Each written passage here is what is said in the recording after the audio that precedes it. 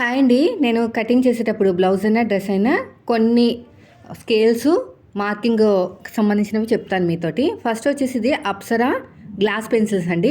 ఈజీగా మనకు ఆన్లైన్లో దొరుకుతాయి. దీనివల్ల ఏంటంటే మార్కింగ్ అనేది చాలా స్ట్రైట్గా వస్తుంది.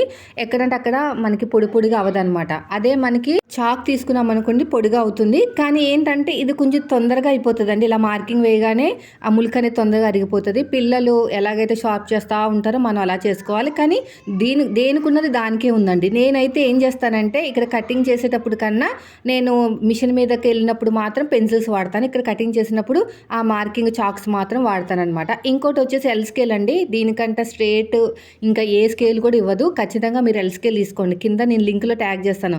ఇది వచ్చేసి నా కత్తెర అనమాట. అడిగారు ఏ కత్తెర వాడతారని. ఏ కంపెనీ అయినా పర్లేదు, బ్లాక్ కలర్లో ఉన్నదైతే మంచి కంపెనీ అనమాట. 10వ నెంబర్. నేను బరువు ఆపగలుగుతాను.